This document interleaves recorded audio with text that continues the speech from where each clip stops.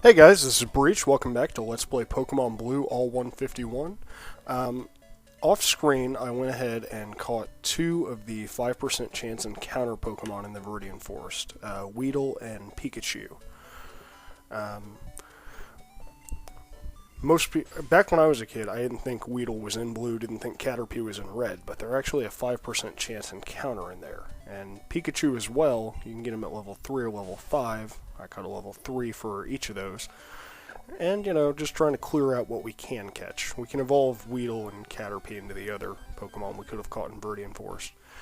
And up next, we're going to be catching 4 Pokemon in fairly rapid succession, but I'm going to be kind of story timing over it. We're going to catch Rattata, Nidoran Female, Nidoran Male, and Spearow. And you're going to want to do that in the patch of grass directly west of Viridian City here. Rattata is going to be a 55% chance, maybe 60,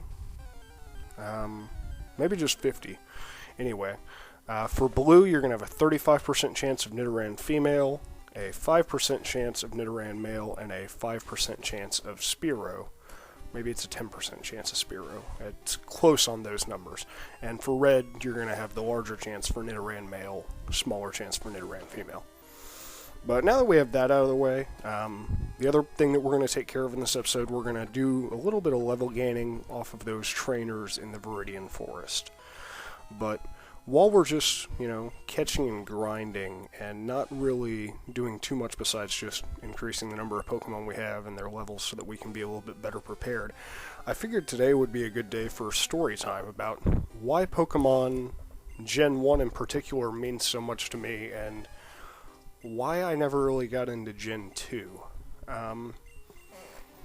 My experience with Pokemon goes back to, I believe I was 4th or 5th grade at the time, 9 or 10, and I had a really good friend named Tim.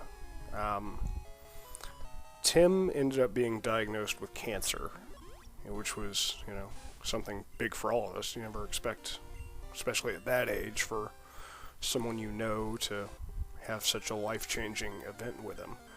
And whenever we'd, spend time with Tim, either in his hospital or at his house after that, or while he was going through chemo, he would always be playing Pokemon. His parents had got him that to kind of distract him from, the treatment and everything, give him something to do, keep him busy. Because especially for someone that young, it's traumatic. I mean, you have your entire life change. One day you're, playing Little League Baseball. The next, you're, stuck in a hospital bed and losing your hair. And it's something no one, let alone a child, should ever have to go through. But Tim was a really good friend of mine, and he had Pokemon, and I was enthralled by it, encapsulated by it. I saw him playing it before I even saw the anime on TV. So from knowing that he was playing it, I started watching the anime, and then for Christmas, I wanted Pokemon. I had a Game Boy. I'd had a Game Boy since I was 5 or 6, and Pokemon was the natural next step for me. I'd played RPGs. I'd played Dragon Warrior. I'd played Final Fantasy. So turn-based RPGs were nothing new to me, and I wanted in on this. It was going to be a big deal. And so, I'm going to pause that story right there to go into the other kind of backstory of why it's so important to me. My parents had divorced when I was 2. My dad gained custody. My mom was, she loved me, but she just did not know how to be a mother at all. She was absent for a lot of my childhood. She'd try and, buy my love with gifts and everything. But one thing that I do really remember her by is, playing Pokemon. Because she got me the red version for Christmas that year, when I was in 4th or 5th grade. And I put hours upon hours into it. I went through so many batteries. God, so many batteries. But, you know, and then the following birthday after that Christmas, she got me the blue version so that I could, you know, catch them all. I could be the Pokemon master. So I would take my Game Boy to school with the other kids. We'd bring the link cable. We'd battle on the playground. We'd trade. We would, you know, go over to each other's houses, stay at each other's houses, try and teach each other the tips, tricks. Everyone trying to catch a damn Mew. And because she was very absent, I associated, you know, a lot of my relationship with her with Pokemon. In the times when I would go over to her house, we'd play RPGs like Final Fantasy or the Dragon Quest series. And, you know, I also associate RPGs with my dad because I played Final Fantasy with him growing up, Legend of Zelda, stuff like that. But Pokemon was the attachment to the parent that was never there for me. It grew from my friendship with Tim and became more because it was, you know, the connection that I didn't have growing up. Now, the reason Generation 1 is so important and why I never really got into Generation 2 was the year that Pokemon Yellow came out. I would have been in 6th grade. My mom passed that November. She had an intentional overdose on sleeping medication, which was traumatic enough for me. But so growing up, Yellow was really the last Pokemon I had played. It was... I got it for Christmas. She had already bought it, and so my stepdad gave it to me, and it was the last little connection there. Was Pokemon Yellow, the last of the Gen 1 games. And, you know, it's... After that, I played Gold, I played Silver, but I never really got into them the same way. And it's because I didn't have that connection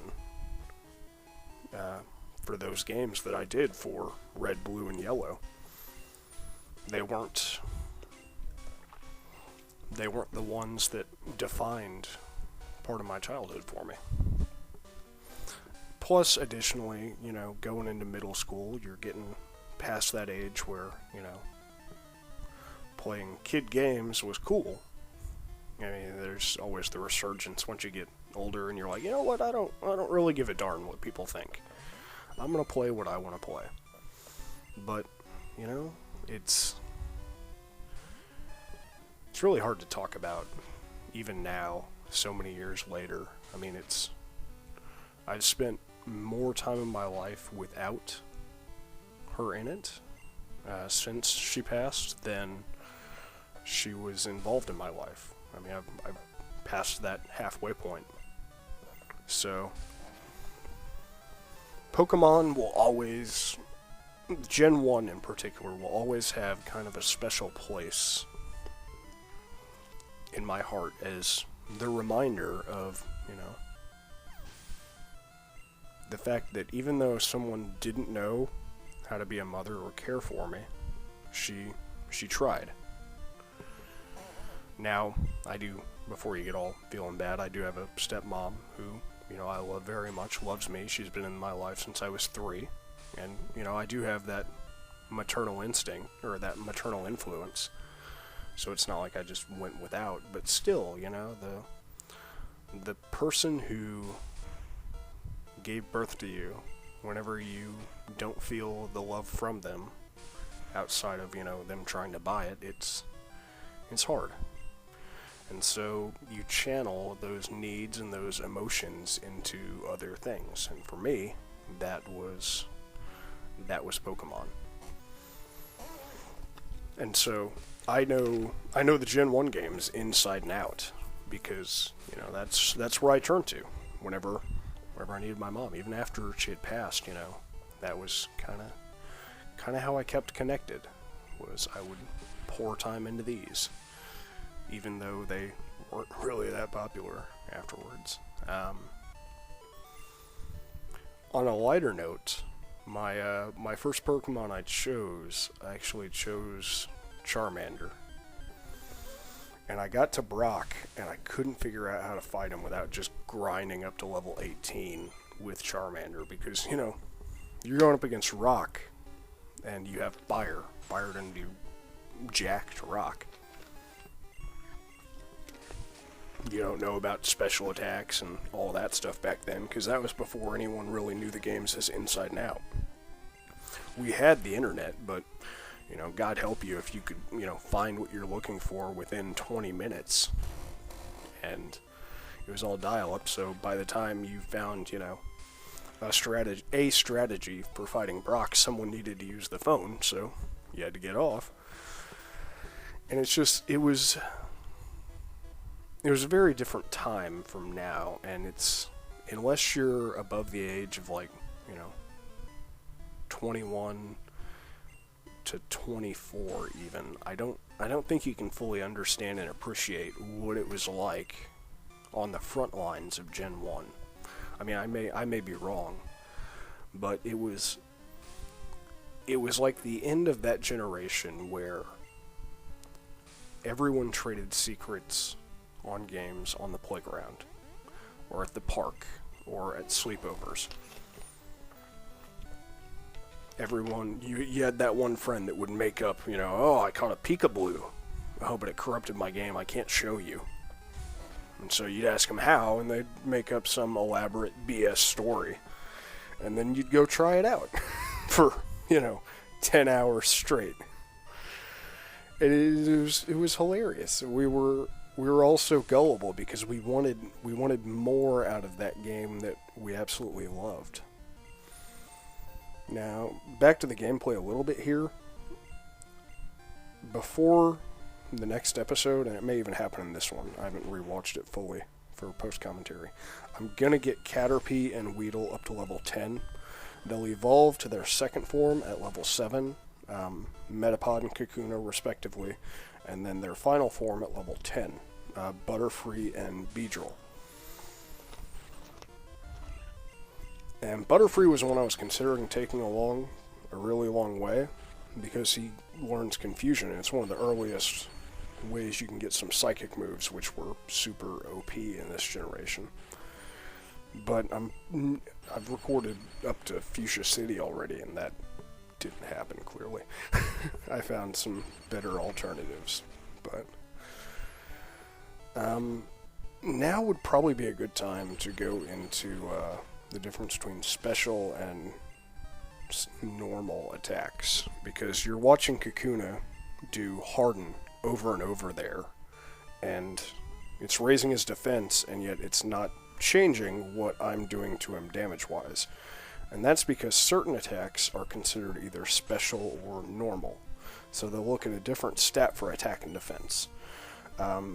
Weedle's Poison Sting, for instance, looks at the special attack and the special defense rather than normal attack, normal defense. Tackle, on the other hand, will look at the normal attack, normal defense. Pikachu's Thundershock, special.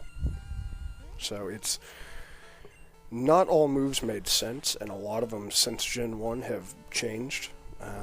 Like Hyper Beam in Gen 1 was a normal attack, and I think in Gen 3 they switched it over to special.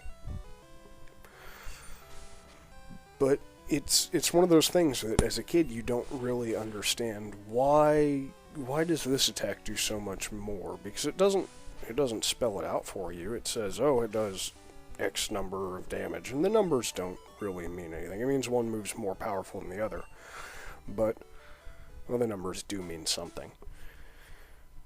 But it's just one of those situations where you have to learn through experimentation almost, or had to, until, we have Bulbapedia nowadays. Back then we had, Tim on the playground who could put more hours and time into it than the rest of us simply by virtue of his situation. And we're almost done with Viridian Forest here. I believe we're going to get poisoned one more time. And if you're looking to grind up for some of these fights, the metapods and the kakunas that appear are a great way to do that. I'm running from random battles just because with as many as you have in a game like this, editing them out would be a nightmare and dramatically slow down how many videos I can get out to you of this. And I'm also trying to do as little editing and off-screening as possible by nature of the challenge of this. Now would probably be a good time to address a couple of questions I got on the first video, and that's by no trading, no cheats, I will be using glitches. My personal definition, and take it if you will, throw it away if you don't, glitches I don't consider cheating. I consider cheating to be anything that you have to bring in from outside the game. If you have to use a Game Shark, a Game Genie, an Action Replay, that would be cheating. But glitching and using the game's own mechanics and code against itself, I see as completely fair game. Now, I'm not going to go item underflow my nuggets the minute I can to go, just buy full restores infinitely and take on the Elite Four that way. That seems a little against the spirit of the challenge. I'm going to do a majority of the story without exploiting the game too terribly much.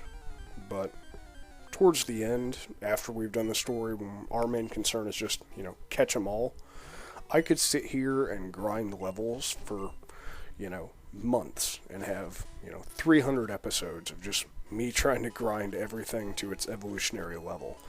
And that would get really boring really fast, and I would run out of stuff to say long before that happened. But here we're going to hit up the Pokemon Center, and I think that's going to be, we're going to call it a day there. So thank you for watching. Be sure to subscribe to the channel if you enjoy what you see. Follow me on Twitter for more updates on everything, future LP projects. And if you find my content worthy, feel free to pledge to me on Patreon.